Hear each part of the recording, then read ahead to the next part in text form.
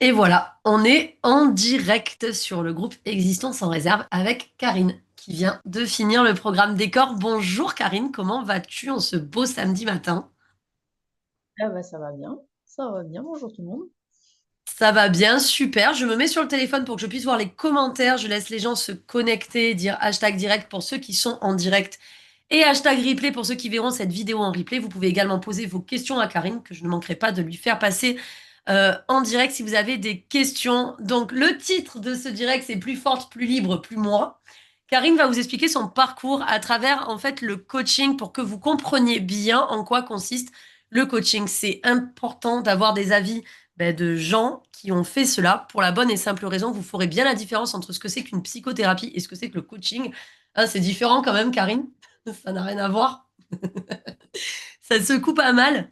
Est-ce que tu peux déjà nous dire d'où tu viens et un petit peu ton parcours, ton âge, enfin, voilà, présente-toi, campe le décor, sans jeu de mots. Bon. Moi c'est Karine, donc j'ai 33 ans. Et donc d'où je viens, bah j'ai pas mal bougé à travers les années, que ce soit en France ou à l'étranger. Et en fait, bah, le coaching, je me suis lancée dedans parce que je suis arrivée à un moment où j'ai fait un burn-out, j'ai fait une dépression. Et je suis revenue en France pour essayer de retrouver un peu, voilà. Et je suis quand même restée dans le flou artistique, complètement pas bien. Et ouais, complètement paumée, quoi. Alors, Donc, déjà, un profil intéressant qui avait voyagé. Au niveau de ta particularité, de ton profil, et pourquoi on s'est retrouvé sur le groupe, est-ce que tu pourrais juste dire, parce que je sais que les gens, ils aiment bien s'identifier, dire, ah ouais, mais moi, je suis comme elle et tout. Voilà, un petit peu comment, quelle était ta neuroatypie? Comment tu vis ton décalage et ou tu vivais ton décalage à l'époque?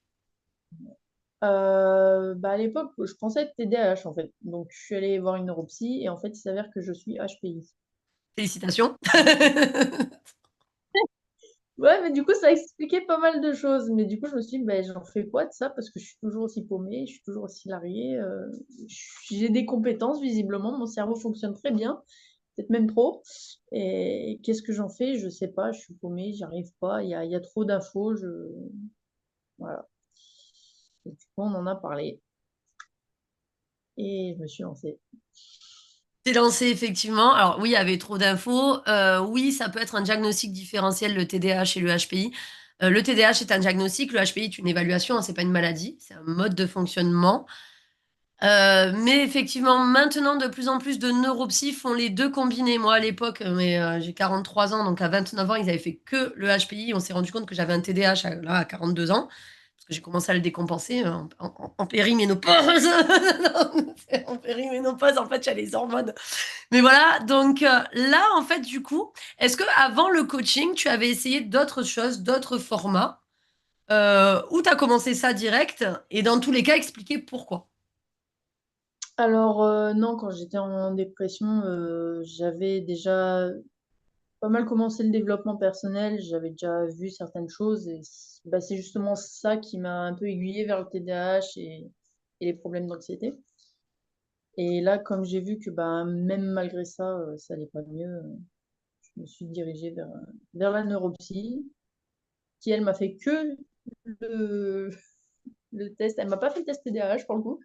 Elle m'a dit, faut aller voir quelqu'un d'autre. Et du coup, bah, là, voilà, le coaching, ça m'a bien aidé. Ça m'a vraiment donné des exercices pratiques, en fait, que j'ai pu faire et des bonnes routines mises en place que j'avais pas forcément sur les autres livres de développement personnel que j'ai pu lire, qui sont assez vagues au final et pas forcément adaptés à toi personnellement, en fait. Alors oui, mais tu le soulèves totalement. De toute façon, les livres de dev perso, c'est bien, mais après, quand tu le lis avec tes propres filtres, oh, j'ai du mal ce matin, des propres filtres, tes propres traumatismes, et du coup, effectivement, il peut y avoir un manque d'alignement parce que tu vois pas bien où ça veut en venir et avoir quelqu'un qui te coach te fait. On en a vécu des houles émotionnelles en plus en coaching, hein. Alors, si tu devais raconter justement, qu'est-ce que ça a apporté de plus, parce que c'est des accompagnements qui durent seulement 3 mois et demi, qu'est-ce que ça a apporté de plus et comment ça t'a aidé par rapport à ce que tu avais fait par le passé? Ça m'a aidé parce que, bon, déjà, c'est...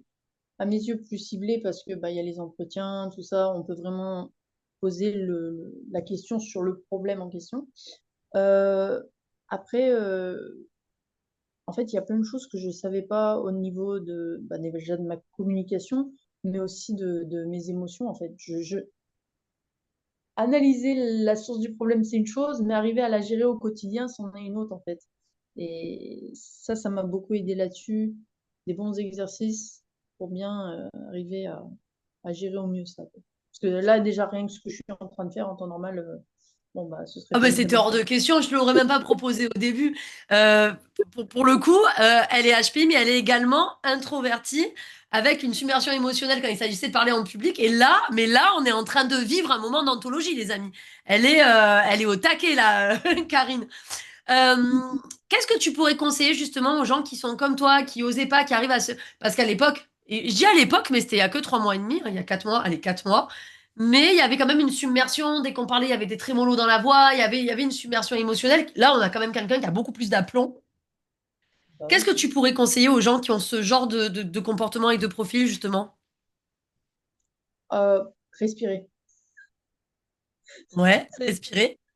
quelque chose au-delà de l'analyse du pourquoi, du comment, vraiment la respiration, quoi. Ça, c'est vraiment le truc qui a vraiment fait que j'arrive mieux à gérer maintenant.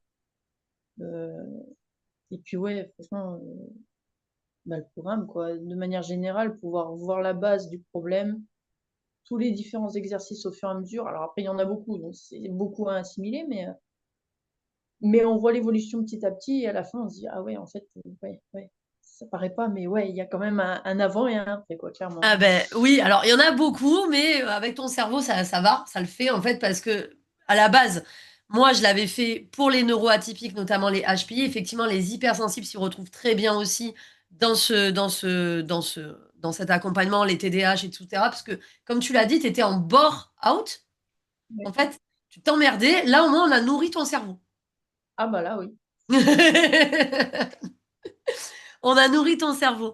Qu'est-ce que tu pourrais dire par rapport au programme? Là, j'ai eu récemment des gens qui se disent, alors, on sait que c'est des fausses excuses parce qu'ils arrivent, ils ont des problématiques un petit peu similaires à celles que tu m'avais exposées. Qu'est-ce qui a fait que toi, tu t'es dit, là, c'est le bon moment, j'ai passé le cap. Pourquoi pas plus tard? Pourquoi tu as réussi à avoir ce déclic-là? Bah, parce que j'ai été dans des situations similaires avant, j'ai pas réussi à tout débloquer, j'ai pas réussi, tu vois, il y a des hauts, il y a des bas, évidemment, mais ça n'a jamais été, comment expliquer ça? Pas optimal, pas suffisamment efficace, en fait. Et au bout d'un moment, en fait, moi, c'est un ras-le-bol. Je supporte pas être dans ces états-là. C'est pour ça qu'à un moment donné, il faut qu'il y ait un truc qui change. Et là, je me suis dit, bah, j'ai rien à perdre, en fait, à essayer. Si ça marche, jackpot, on est au top. Si ça marche pas, bon, bah, au pire, ça pourra pas être pire que là où je suis de toute façon. Donc, on y va. Et au final, Alors ça, c'est un très beau mode de pensée. Et il y en a qui vont te dire, ben oui, tu risques de perdre ton argent. c'est un investissement, mais travailler sur soi, c'est un investissement en longue durée, en fait. Ben, sur soi. Ben, à choisir, c'est vrai que, et pourtant j'adore voyager, hein, là je viens de partir. Une semaine en voyage en Grèce coûte beaucoup plus cher que 4 mois de coaching au final, en termes de quantité et de trucs. Et puis, comme tu dis, tu ne peux pas désapprendre. Enfin, forcément, tu as appris quelque chose. Donc, mais c'est une belle maturité d'avoir ce mode de fonctionnement-là, parce que ben, il y a des gens, même beaucoup plus âgés, qui ne sont pas capables de se dire, de voir sur du long terme, la satisfaction immédiate. C'est ça. C'est ça. Qu'est-ce qui t'a le plus plu dans cet accompagnement? Si tu devais un petit peu, allez, si on devait te dire les 3 choses qui t'ont le plus plu pour donner un petit peu, sans spoiler, hein, mais pour donner un petit peu l'envie aux clients et aux gens commencent à peine, ou aux gens qui n'ont pas osé passer le cap. Euh, Alors déjà, les coachings courts. Moi, j'ai beaucoup aimé parce que même si je suis pas forcément celle qui participe le plus, j'aime beaucoup entendre les problématiques des autres qui peuvent résonner avec mes propres problèmes. Puis voir l'évolution des gens, c'est toujours un petit coup de boost aussi. On se dit, bon, ils y arrivent, on va y arriver, on va tous y arriver, je vais progresser aussi et c'est motivant. Il y a un suivi qui est vraiment bien là-dessus.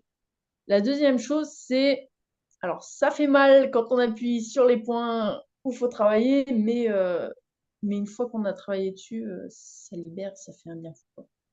C'est un gros Ah, bah, soulagement et c'est des prises de conscience qui waouh! alors oui, effectivement, tu as raison, ça fait mal parce que ben, on n'aime pas forcément travailler un truc qui va nous challenger, nous titiller, mais c'est en se confrontant à ce fameux corps de souffrance qu'on arrive à évoluer parce que si on fait la politique de l'autruche, on a tous essayé, hein. C'est pas ouf. C'est ça. Ok, donc t'as dit les coaching co, ça fait mal de travailler, mais ça fait du bien. On a dit la troisième chose ou pas encore? Encore, moi, c'est vraiment les outils, la diversité des outils, du fait qu'il y ait aussi des coachings individuels, on cible vraiment, les problèmes plus au cas par cas et du coup, on essaie toujours de trouver des outils le plus adaptés possible pour la personne. En plus des outils, heu, on va dire, globaux de la formation, je dirais. Heu, c'est voilà, c'est appréciable du coup. Alors effectivement, il y en a beaucoup, il y en a qui vont être découragés en se disant: «Oh, c'est du travail sur soi», mais vous pouvez pas demander de changer une façon de fonctionner que vous avez depuis 30 ans, 40 ans, 50 ans, en mode: «Je le veux tout, tout de suite, maintenant, pour le prix de Keep Cool». C'est pas possible, on est d'accord? C'est comme si tu demandes une Ferrari, mais pour 20 €. Ben, tu en auras une chez Hot Wheels, au supermarché, mais en miniature. Voilà, qui te tiendra pas longtemps. Donc voilà, en tout cas, ton parcours à nous a beaucoup plu. Vous pourrez vous retrouver bientôt son mémoire sur le site coolescoaching.fr où il y a dans les témoignages ceux qui sont passés par nos soins. On mis tous leurs petits mémoires, c'est des petits résumés de 2 pages de comment ils étaient avant, par où ils sont passés et comment ils ont su progresser avec leurs problématiques qui leur sont propres. Donc, vous pouvez consulter ça sur coolescoaching.fr. Karine, je vais te donner et je vais te laisser dire le mot de la fin. Euh, voilà, qu'est-ce que tu as trouvé et qu'est-ce que tu gardes en souvenir pour clôturer tout ça? Bah, une très bonne expérience, qui m'a beaucoup appris, que je recommande à tout le monde, hein, même si c'est pas évident, je la recommande quand même. Et puis, bonne journée. Bonne journée et bon appétit, bien sûr. Merci en tout cas, Karine. Je te fais un bisou. Merci pour ce beau témoignage et on se voit très bientôt pour la suite. Bye bye tout le monde. Bon week-end. Bon week-end.